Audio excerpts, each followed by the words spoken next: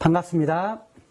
이 시간에는 저희들이 다윗 왕국을 통해서 계시된 천국운동에 관해서 우리가 공부하게 될 겁니다. 그 중에 지난 시간에는 다윗의 흥왕기에 있었던 부분들을 우리가 공부를 했고, 다윗 흥왕기 때에 특별히 하나님께서 다윗 언약을 주시기까지의 과정, 고난의 자리와 풍요의 자리에 하나님께서 그를 두셔서 이제 하나님께서 시험하셨는데 그 시험에 합격함으로 말미암아 하나님께서 언약을 주신 내용을 살펴보았습니다. 오늘 이 시간에는 다윗이 이제 그의 침체기에 다윗 왕국 이후에 높이 올라가는 산이 있다면 내려가는 언덕이 있듯이 바로 다윗에게도 이러한 시기가 있었습니다. 물론 다윗의 그 삶 속에서 일어난 그가 뿌려놓은 그 씨앗들을 어떻게 거두는지 이러한 모습들을 좀 살피도록 하겠습니다. 다윗이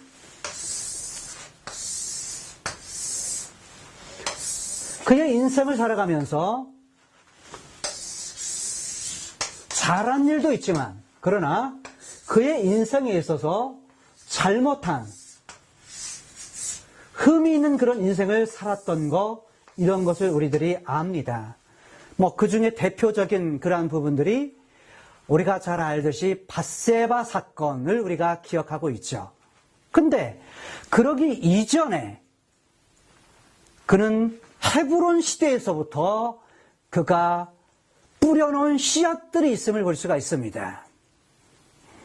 헤브론 시대에 그가 얻었던 아내들은 상당히 많이 있는데, 특히 그 헤브론에서 약 7년 동안 있을 때에 가장 먼저는 사울의 딸이었던 미갈을 아내로 얻습니다. 그런데 미갈은 불임이어서 자녀가 없습니다. 또한 이스라엘의 여인 아히노암을 갖다가 아내로 얻습니다.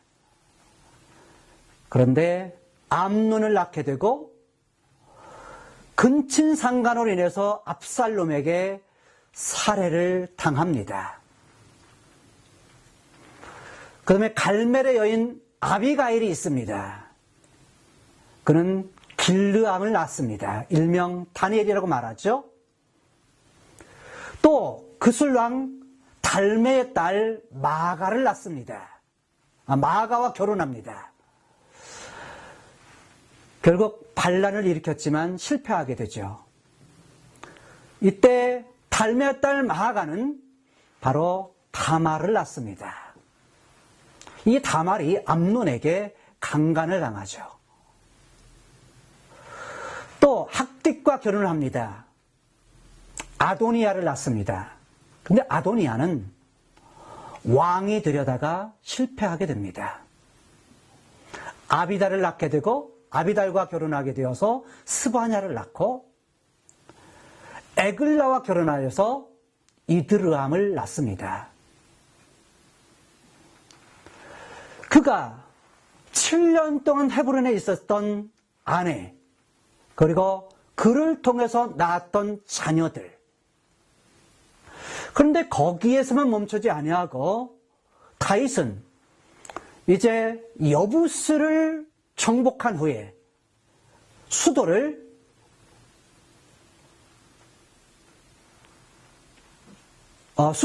예루살렘으로 정합니다. 예루살렘으로 옮겨서 그것을 이제 수도로 정하죠. 근데 이때에 예루살렘 시대에 얻었던 아내들은 이전보다 훨씬 더 많습니다. 물론 세월도 32년 동안, 오랜 세월 동안 살았고요.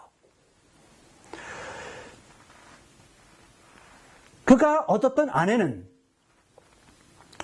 암미엘의 딸 바수아, 다른 말로 하면 밧세바입니다. 밧세바는 삼무아를 낳습니다. 시무아를 낳는데 그 다음에 소밥, 그 다음에 솔로몬을 낳습니다. 이 솔로몬은 이스라엘의 3대 왕이 되죠. 그리고 이름이 밝혀지지 않은 아주 다수의 왕비들로부터 자식들을 낳습니다. 이팔, 엘리수아, 이 엘리수아를 엘리사마라고 말하기도 합니다. 또한 엘리벨렛, 엘벨렛이라고 말하기도 합니다. 노가, 네벡, 아비야, 엘리사마, 이름은 똑같은데 이제 엘리사마 B라고 말할 수 있죠. 그 다음에 엘레아다, 부엘라다라고도 합니다. 그 다음에 엘리벨렛이라고 하는 두 번째 엘리벨렛 B입니다.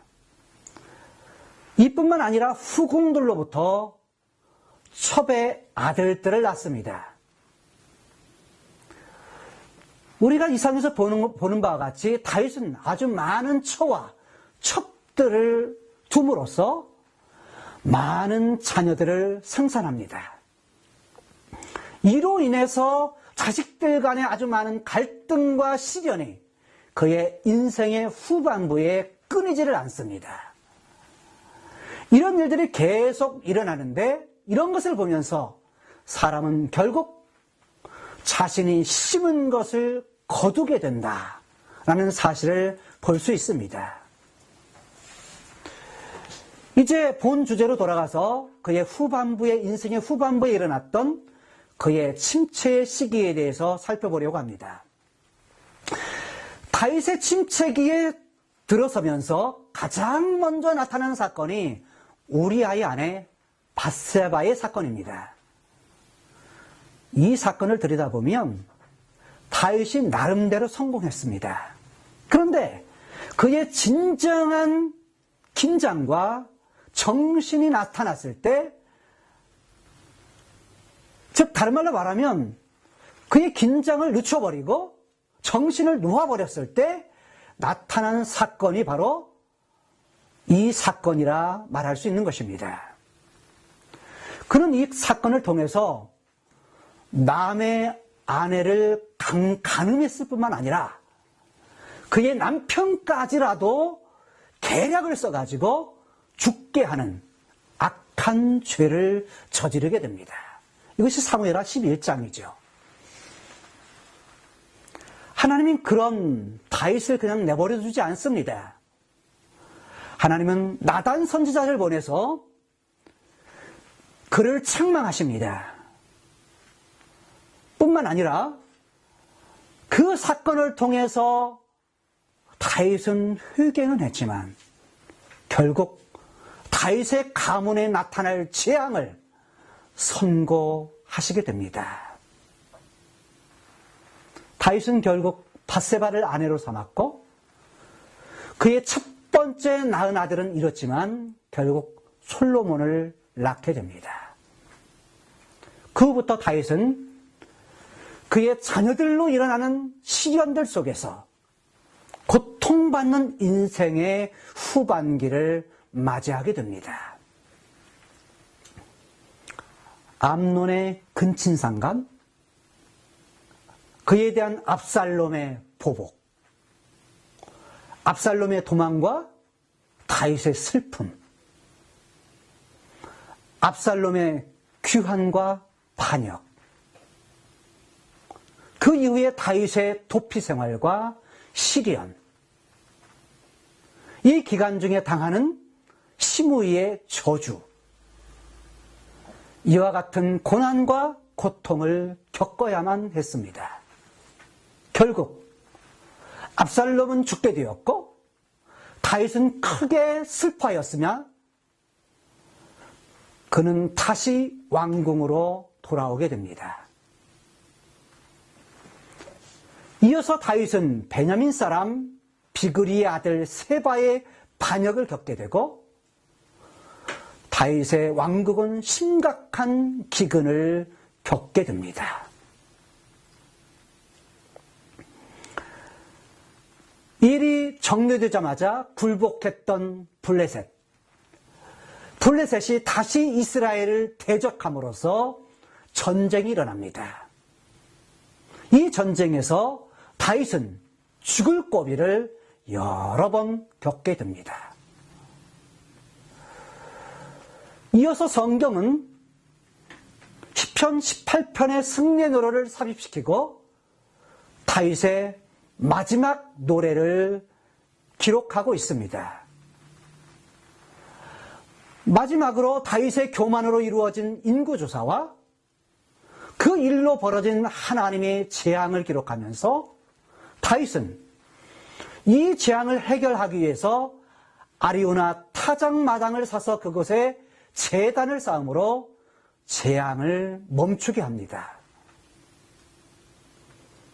그러므로 말미암아 사무엘을 마치고 있습니다. 이후에 다윗 이후에 이제는 솔로몬 왕이 등장하게 됩니다. 이미 우리들이 살펴본 대로 솔로몬 왕은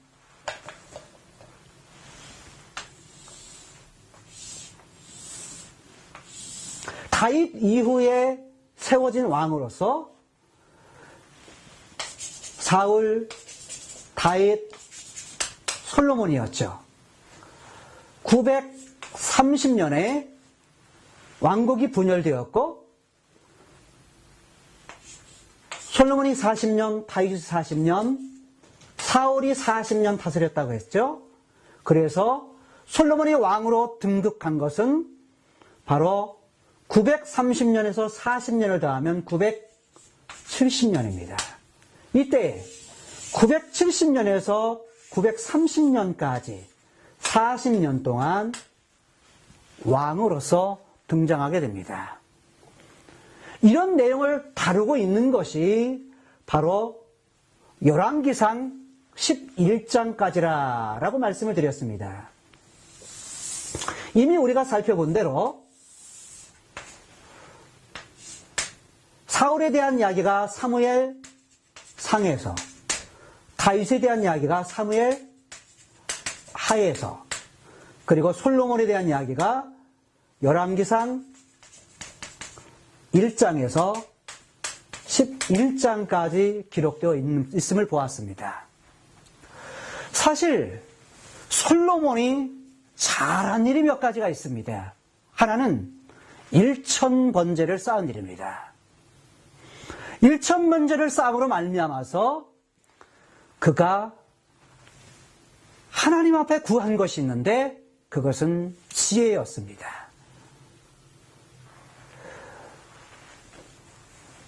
그 지혜뿐만 아니라 그에게 주어졌던 것 또 하나는 다윗이 그렇게 쌓고자 했던 성전, 그러나 다윗에게는 하나님께 허락하지 아니하시고 그의 아들 솔로몬이 바로 이 성전을, 에루살렘의 성전을 세웁니다.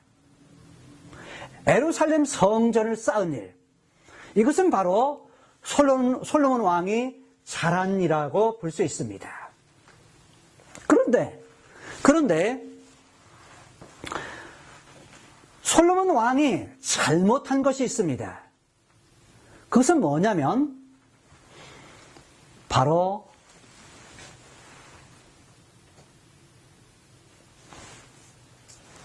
이웃 나라에 있는 시리아라든지 이런 나라들로부터, 여러 주변에 있는 그런 나라들로부터 공주들을 갖다가 받아들여서 자신의 아내로, 왕비로 삼은 일이었습니다. 물론 이것은 정치적인 이유 때문이었죠. 국가의 평화를 위해서 바로 왕비들을 갖다가 데려왔을 때에 그 공주들이 들어오면서 자신들이 섬겼던 신을 가지고 들어옵니다. 결국 그것으로 말미암아서 이스라엘 왕국은 무엇으로 가득 찹니까? 그들이 섬겼던 신을 솔로몬이 허용함을 통해서 바로 우상 숭배에 대한 길을 열어놓게 됩니다. 하나님께서 솔로몬에게 2번이나 말씀하셨습니다. 그러나 솔로몬은 그 이야기를 듣지를 않습니다. 결국 하나님께서는 다윗에게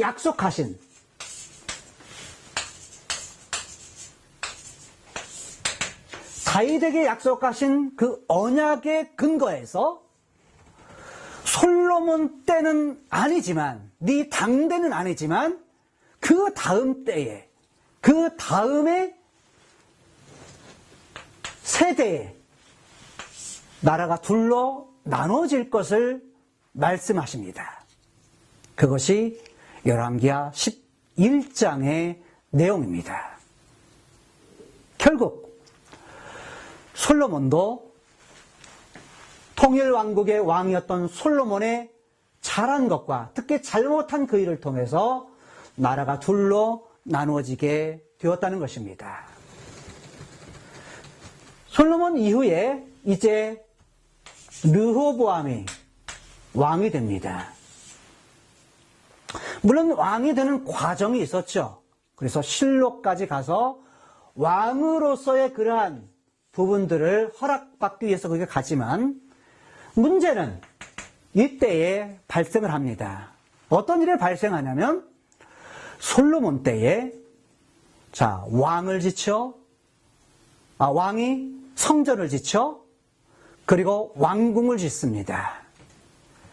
근데 이런 과정 속에서 많은 세금과 노역을 하게 됩니다. 이들은 가지고 있는 많은 인생을 살아가면서 많은 세월을 이렇게 모든 것을 다 누리지 못하는 그런 삶을 살고 고통을 당하자 결국 솔로몬의 아들이었던 르호보암에게 이제 부탁을 합니다. 우리의 가지고 있는 무거운 짐을 갖다가 내려달라고, 그렇게 하면 우리가 전부 당신을 따르겠노라고 이렇게 제안을 합니다. 그런데 그 제안에 대해서 르호보암은 나이 많은 원로들과 자기가 함께 자랐던 젊은 친구들, 이 두 부류의 사람들로부터 이제 카운셀링을 받습니다. 그런데 그 과정에서 노인들은 그 이야기를 받아들여주라고 이야기하지만 젊은 사람들은 오히려 더 큰 강압적인 칼로서 그들을 다스릴 것을 권합니다.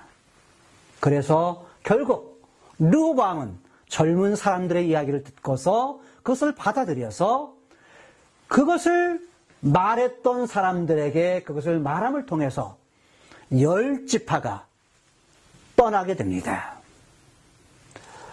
유다와 베냐민 지파를 제외한 나머지 10지파는 여로보암을 중심으로 해서 북쪽에 이스라엘이라는 나라를 세우게 됩니다. 그리고 남쪽에는 유다라는 나라가 세워지게 됩니다. 그래서 나라가 이제 둘로 이스라엘이 나눠지게 된 것입니다. 이 사건이 바로 12장부터 열왕기하 12장부터 계속되어지는 내용인 것입니다. 나라가 둘로 나누어져서 이제 나라가 진행이 됩니다. 북쪽 이스라엘은 맨 처음 왕이 여로보암이고, 남쪽 유다는 맨 처음 왕이 르호보암입니다. 북쪽 이스라엘의 맨 마지막 왕은 호세아이고, 선지자 호세아가 아닙니다.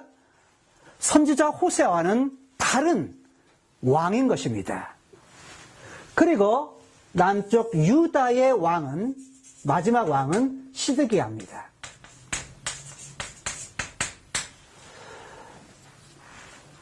그런데 이 북쪽 이스라엘은 19명의 왕이라고 그랬죠. 남쪽 유다는 19명 플러스 1명의 여자왕, 아달랴죠. 아달랴.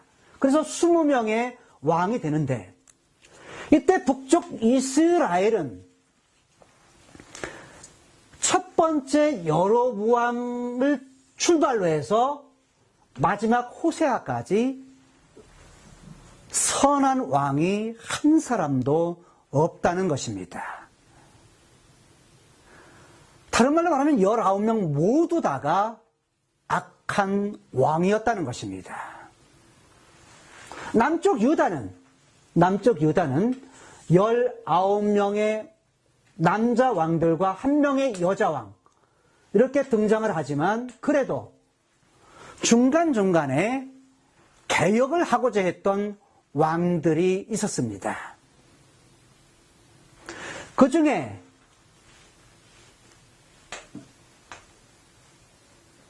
여호사밧 왕, 그 다음에 히스기야, 그 다음에 요시야, 이런 왕들이 이제 개혁을 합니다. 그래서 이들이 선한 왕으로 나라를 다스리게 됩니다. 그런 연후에 BC 722년에 북쪽 이스라엘은 아수르의 포로로 잡혀가게 되고, 남쪽 유다는 바벨론의 포로로 끌려가게 됩니다.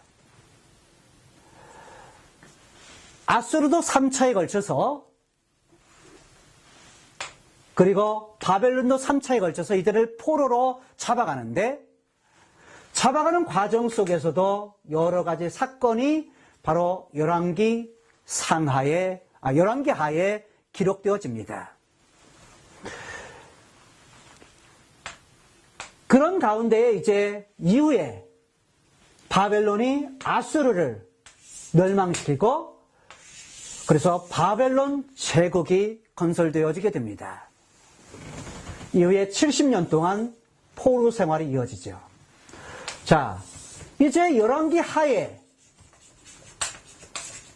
계속 되어져 왔던 이들, 과연 이들은 열왕기 상하의 그 기록을 통해 볼 때에 북쪽 이스라엘과 남쪽 유다를 번갈아 가면서 기록하고 있는데, 기록이 열왕기 상하에 기록되고 있는데, 그것은 선지자적인 관점에서 기록되어졌기 때문입니다. 선지자들은 왕들이 잘못 갈 때, 나라가 잘못 갈 때 그들이 지었던 죄들을 지적합니다. 뿐만 아니라 그들의 죄악을 지적하면서 하나님 앞에 돌아올 것을 갖다가 예언합니다. 이런 내용을 담고 있는데, 선지자적 관점에서 이들은 지적하기 때문에 특별히 이들의 내용은 이것을 번갈아 가면서 10번 이상 번갈아 가면서 12번 내지 13번 정도를 번갈아 가면서 기록하고 있다는 것입니다. 여기까지의 내용을 통해서 하나님께서 다윗에게 주신 언약은 바로 다윗, 솔로몬, 그리고 남쪽 유다를 통해서 계속 흘러가게 되는 것입니다. 오늘은 여기까지 공부하겠습니다. 지금까지 수고하셨습니다. 감사합니다.